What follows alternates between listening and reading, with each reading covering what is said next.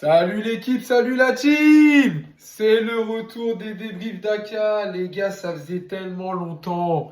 Ça faisait tellement longtemps. Mea culpa, les gars, vous m'avez manqué. Mais ça y est, on est de retour. On est de retour, les gars. Vous m'avez manqué, mais je suis désolé, les gars. J'étais au Pays Basque et frérot, il y avait un réseau de merde.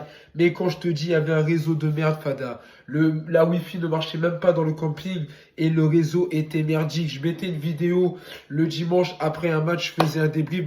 Quand j'ai voulu faire ma vidéo pour parler de tout l'effectif du PSG, je mets la vidéo sur YouTube. La vidéo, elle s'est uploadée sur YouTube. On était vendredi. J'ai commencé à la mettre le dimanche. Elle s'est uploadée le vendredi sur YouTube tellement il n'y avait pas de réseau. Les gars, c'était une galère. Du coup, j'ai mis de côté toutes mes vidéos d'internet. J'ai mis ça de côté et j'ai dit quand je rentre chez moi, je reprendrai les vidéos. Alors, je suis pas rentré chez moi, mais je suis dans la famille, donc c'est chez moi. Donc voilà, les gars, je suis de retour. Vous m'avez vraiment manqué.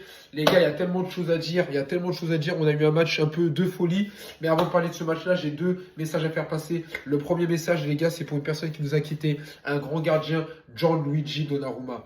On peut me dire ce que tu veux. Oui, frérot, il a fait 6 bons mois ou quoi que ce soit. Les gars, il restera à jamais le premier à avoir apporté la première Ligue des Champions au PSG. Et oui, les gars, pour moi, aujourd'hui, Gianluigi Donnarumma, c'est une légende du PSG au niveau des gardiens. T'es pas là à me parler de Kevin Trapp, ou me parler de Keylor Navas, ou me parler de Grégory Coupet, ou me parler de Alphonse Areola. Non, non, Salvatore Sirigu.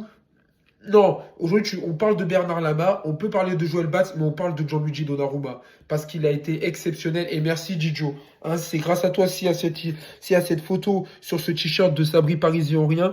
C'est grâce à toi parce que merci, Didio, vraiment pour tout ce que tu as fait. Donc, vraiment, un hommage pour Didio Donnarumma. Oui, je suis content qu'il y ait Lucas Chevalier qui est signé au PSG. Oui, c'est un national gardien, c'est un international français. En plus de ça, il est bon sur sa ligne. Il est très bon sur les pénaltys, il en arrête. Oui, je suis content, mais j'aurais aimé on fasse au moins une saison de plus avec Donnarumma. Au moins qu'on puisse voir s'il y a une confirmation, où est-ce qu'il aurait pu nous emmener. On a quand même des échéances. Alors, on a gagné une Super Coupe d'Europe, mais il y a la finale de la Coupe des clubs, là, je crois. Les gars, j'aurais aimé qu'on fasse une saison avec Donnarumma. Et franchement, merci beaucoup, Gigio Donnarumma, pour tout ce que tu as fait. Vraiment, tu as été un très, très bon gardien et tu seras éternellement rouge et bleu. Apparemment, ça commence très bien puisqu'il y avait le derby mancunien et j'ai vu qu'il a marqué que City, ça a posé 3-0. Donc, je suppose qu'il a dû faire les arrêts. Donc, je lui souhaite vraiment le meilleur et merci pour tout, Gigio Donnarumma. Deuxième message, il est forcément pour un joueur exceptionnel. Là, les gars, c'est l'instant nostalgie, l'instant émotif pour Monsieur Presnel Kipembe, les gars. Presco, 20 ans au club. Il a démarré au Paris Saint-Germain, il avait 8 ans, il était tout petit. C'était un chichi. 20 ans au club, il a passé et il est parti. Il est parti au Qatar pour jouer sous un autre club, mais j'ai l'impression quand même que le PSG l'a mis un petit peu, l'a poussé à la porte. Mais en tout cas, les gars, je pense qu'aucun supporter du PSG aujourd'hui ne peut faire une vidéo sans parler de Presnel Kipembe. Merci Presco pour tout.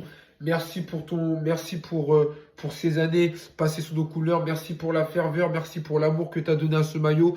Tu seras éternellement un joueur parisien. Tu auras toujours ta place dans ce club. Et franchement, légende du club. Pour moi, aujourd'hui, les gars, Presnel Kipembe, légende du club. Alors, il y en a qui vont me dire, oui, on a eu des Thiago Silva.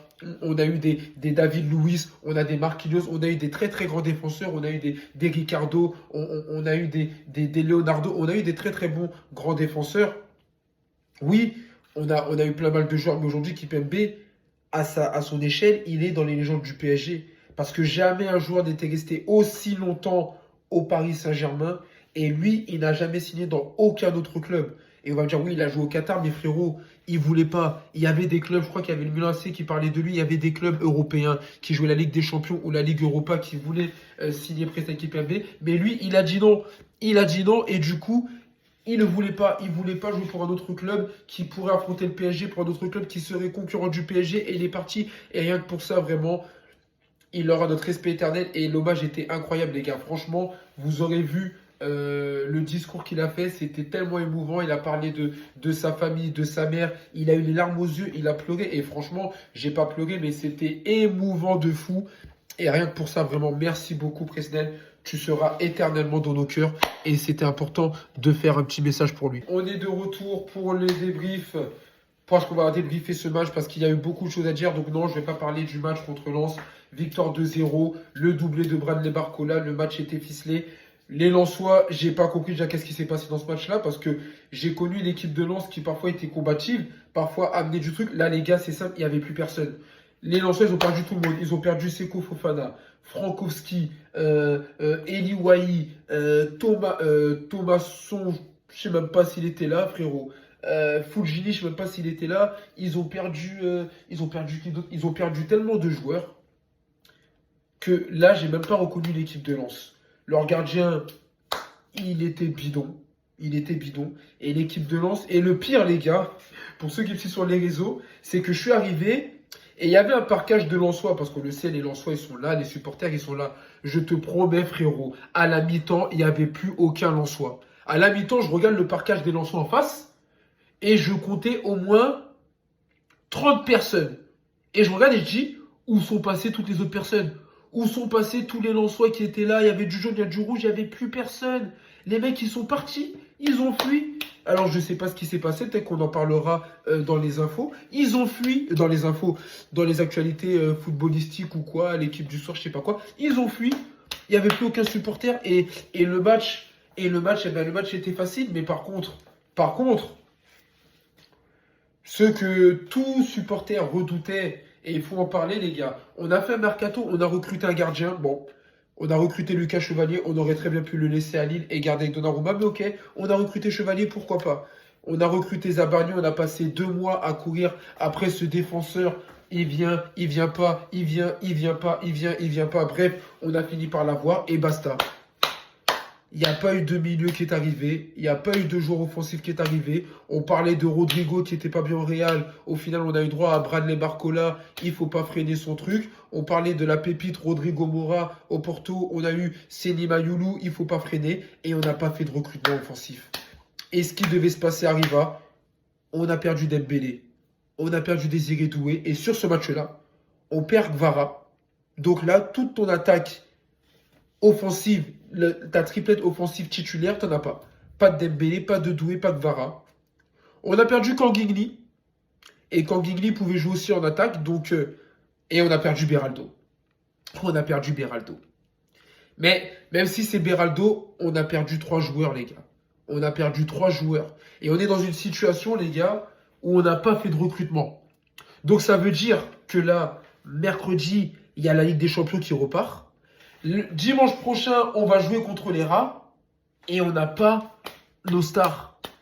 Et oui, on est le PSG, mais à un moment donné, les gars, le football, c'est pas de la magie. Le football, c'est pas de la science. Tu as besoin de joueurs. Et les gars, ce que j'ai vu ce soir offensivement, à part Bradley Barcola, ça ne m'a clairement pas rassuré. Ça ne m'a pas rassuré. Alors, on fait confiance à Lucho.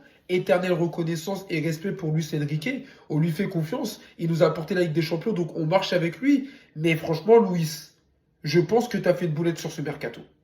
Parce que je ne sais pas comment tu vas faire et quelle équipe tu vas pouvoir présenter en Ligue des Champions. Alors oui, on a notre attaque de défense qui est là. Hakimi, Nuno Mendes, Marquinhos, Pacho, ils sont là, pas de problème. Oui, on a nos milieux qui sont là. Vitinha, Fabien Ruiz, João Neves, ils sont là, pas de problème. On a notre ossature qui est présente pour les matchs, même contre Marseille. Mais en attaque, il n'y a pas Dembélé, il n'y a pas Doué. Et le joueur qui avait du potentiel, Gvara n'est pas là. Alors on a Barcola, mais Barcola, on a vu que des fois, devant le but, il bégaye. Et après, frérot, on n'a personne. On n'a personne. Gonzalo Ramos, je suis désolé, mais ce que j'ai vu ce soir ne me rassure pas. Et Mbaye, Titi parisien ou pas, lui, on va en parler. Donc voilà, les gars, on va passer au débrief P2P. Et du débrief P2P, les gars. Donc, le PSG était dans un 4-3-3 un peu particulier. Lucas Chevalier titulaire, Beraldo Zabarni, Achraf Hakimi qui était titulaire et capitaine, Lucas Hernandez à gauche, Vitinha, notre métronome qui était là aux côtés de Kangingli et de Warren Zaïre-Emery. Et puis après, en attaque, on avait une attaque potentielle potable. Barcola, Kvaratskhelia et Gonzalo Ramos. Sauf que voilà, on a eu des blessés. Et au final, les gars, le débrief P2P, on va en parler tout de suite. Lucas Chevalier, j'ai pas eu l'occasion de parler de lui parce que c'est mon premier débrief. Il a fait son match. Il a fait les arrêts qu'il avait à faire. Et il a fait un clean sheet, donc ça c'est très très bien. J'aime beaucoup parce que c'est un gardien qui n'a pas peur d'aller au contact. Plusieurs fois quand le ballon a avancé, il n'a pas eu peur d'aller au contact pour récupérer le ballon. Il a aussi une bonne assise au niveau aérien. Et il a quand même certaines lacunes qu'avait Donnarumma que lui ne semble pas avoir. Donc ça c'est bien. Après, il a eu la pression. On va pas parler de ses anciens matchs et tout, mais en tout cas, il a fait un bon match. Donc voilà, Lucas Chevalier, c'était pas mal. La charnière centrale, j'ai bien aimé Zabarni. Je l'ai trouvé de plus en plus en jambes. Il était solide. Tu vois quand même que c'est un rank, c'est un Ukrainien. Il va au charbon. Bonne qualité de relance, donc à voir. Beraldo, bah, curieusement, Beraldo n'a pas fait un match dégueulasse. Beraldo n'a pas fait un match dégueulasse. Ça fait 2 matchs, je crois qu'il est titulaire. Et il n'est pas dégueulasse. Il fait ses matchs. Il est correct défensivement. Il fait des bonnes relances, mais il s'est blessé. Alors les gars, je vais pas vous mentir, Beraldo blessé, moi personnellement, ça me fait pas trop mal parce que moi c'est un défenseur que je voulais qu'il quitte le PSG. Mais dans l'instar où tu viens de faire partir Presnel Kipembe et que tu as Beraldo qui est sorti sur civière, donc je pense qu'à mon avis, c'est peut-être très très grave, à moins qu'il a pleuré et que voilà, mais je pense que c'est grave. Je pense que Beraldo, on l'a au moins perdu pour un mois. S'il sort sur civière, on l'a au moins perdu pour un mois. Donc, on a Marquinhos, Zabarni, William Pacho et potentiellement Lucas Hernandez, mais c'est déjà la doublure de Nuno Mendes. Donc, Pacho et Hernandez à gauche, Marquinhos et Zabarni à droite. Il va manquer une doublure. Et c'est pas Noam Camara, je sais pas qui. Donc, voilà, défensivement, les gars, c'était. Voilà, donc il faudra suivre ça. Lucas Hernandez, ben, il a fait du Hernandez. Solide, mais voilà, un peu de lacunes. Et il manque quand même clairement de rapidité. Et puis on voit que Lucas Hernandez, c'est plus vraiment le même joueur depuis qu'il est revenu de sa blessure.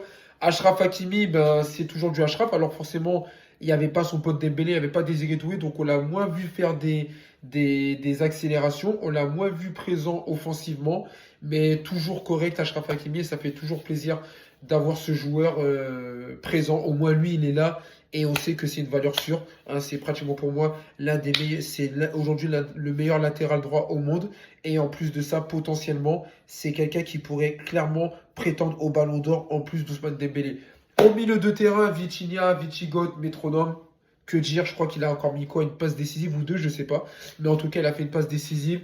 Il a conservé le ballon, enfin exceptionnel. Et heureusement qu'il était présent au milieu de terrain pour gérer le tempo parce que ça aurait pu donner lieu à un autre match si on n'avait pas Vitinha, donc voilà, exceptionnel. Kangigli, on le voyait pas trop et on l'a pas vu et il est blessé.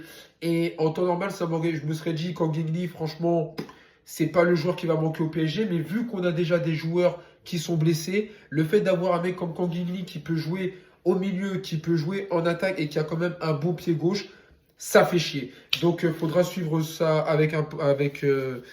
il faudra suivre ça. Et puis Warren Zaïre-Emery, je l'ai trouvé un peu plus en jambes. Je pense clairement que ça a dû le piquer, le fait de ne plus être appelé en sélection, alors que ça faisait quand même, je crois, 8-9 mois depuis qu'il avait fait sa première sélection. Il était appelé à toutes les sélections d'équipe de France. Donc ça a dû le piquer. Mais tant mieux, parce qu'au moins, Warren, ça va lui remettre un peu de baume au cœur. Et il va essayer de retrouver un niveau, parce que c'est vrai qu'il a perdu sa place au profit d'un Fabien Ruiz ou d'un João Neves. Et franchement, voilà, ça aurait pu être mieux.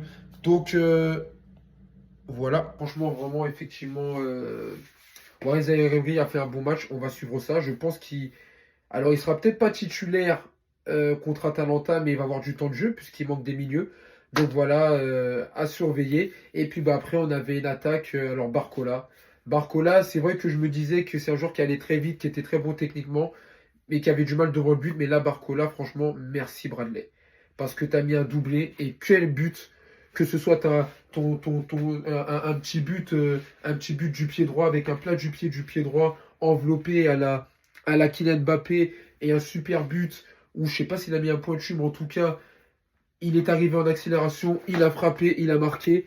Merci Bradley, heureusement que tu étais là, il a bien doublé et ça fait plaisir parce qu'au moins, on a peut-être une chance d'avoir encore un potentiel offensif avec Bradley Barcola en espérant qu'il ne se blesse pas mardi en Ligue des Champions. Par contre, les deux autres, Gonzalo Ramos, je suis désolé, alors Gonzalo Ramos, il y a eu beaucoup d'envie, mais je l'ai trouvé très très très maladroit. C'est simple, à chaque fois qu'on lui a fait la passe, soit il ratait le ballon, soit il faisait un mauvais contrôle.